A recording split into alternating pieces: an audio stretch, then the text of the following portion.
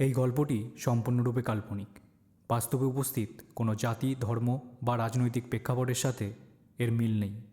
লেখা ও পরিচালনায় সুমন থান্দার, অভিনয়ে অর্জিশা পাল, মোহনদীপ ঘোষ, উৎসব ভট্টাচার্য, অভিজিৎ চক্রবর্তী ও জিষ্ণু নাগ। গল্প পাঠে অরুণিম দাস পুরকায়স্থ। গল্পের নাম ক্ষমতাপুরের শাসন।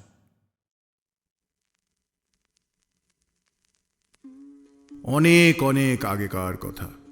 অবিভক্ত ভারতের বুকে শিক্ষা, সাহিত্য, শিল্পে পরিপূর্ণ ছোট্ট এক রাজ্য ছিল ক্ষমতাপুর, যেখানে চলত কেবলমাত্র লাল রাজার শাসন।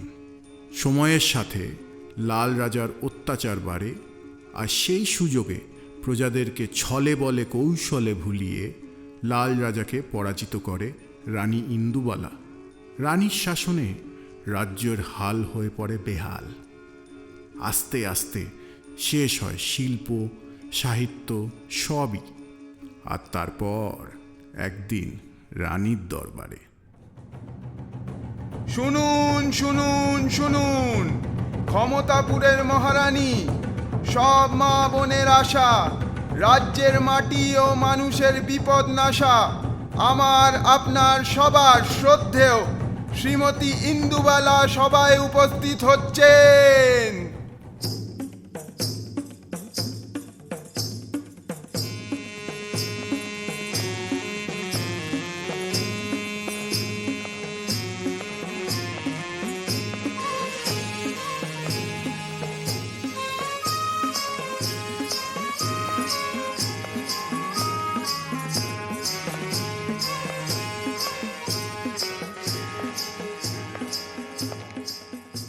দাঁড়িয়ে আছো কি? সবাই বলো জয় রানীমার জয়। জয় রানীমার জয়, জয় রানীমার জয়, জয় রানীমার জয়। আহা, বেশ বেশ, সাধু সাধু। এ কি সেনাপতি? হাত মুখ বাঁধা কে এই চাঁদু? আজ্ঞে রানীমা, এই উল্লুক রাজ্যের প্রজাদের উস্কায়, দেয় আপনাকে গালি, বলে নাকি উন্নয়নের নামে সবটাই জালি। কি এত বড় আস্পর্ধা?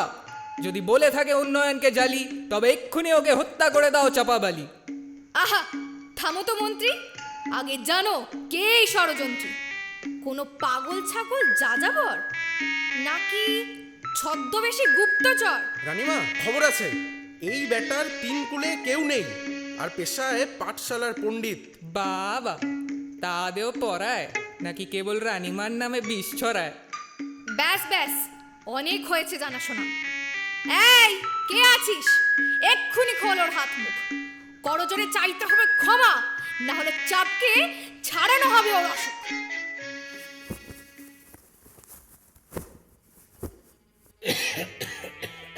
রানীমা ক্ষমা? হাসালেন মহারানী।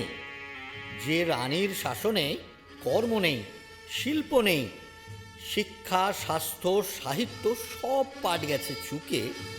না না না, কি করে বললেন ক্ষমার কথা এই মুখে? শুনলে মন্ত্রী, শুনলে বাকি সবাই? এই জন্যই বলি, মূর্খ প্রজার সম্পদ, শিক্ষিত হলেই বিপদ। কি তাই তো? বিপদ তো বটেই। একদিন সব মুখোশ যাবে খসে, প্রজাদের হবে শিক্ষা। সেই দিন কিন্তু কাজে দেবে না আপনার এই ত্রাণ, ভাতা আর ভিক্ষা।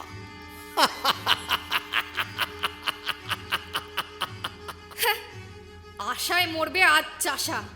সেনাপতি, নিয়ে যাও একে ঘোড়ায় বেঁধে টানতে টানতে। মারো যত পারো চাবুক। আর তাতেও যদি ক্ষমা না চায়, প্রথমে কাটা ঘায়ে নুন দাও পোশাক খুলে, তারপর চড়িয়ে দাও শুনে। বাহ বাহ বাহ, খাসা বুদ্ধি।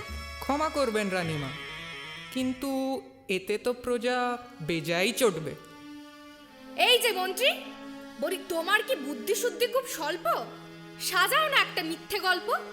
চুরি করতে গিয়ে ধরা পড়েছে পণ্ডিত, নাকি আসলে এক ভণ্ড, তাই দিলাম আমি মৃত্যুদণ্ড।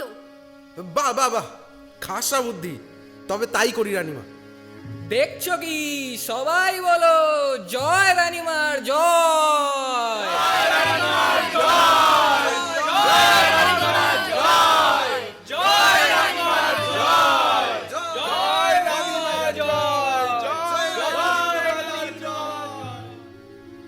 আর এইভাবেই সেদিনও ক্ষমতার পায়ের তলায় পিষে মরল প্রতিবাদ।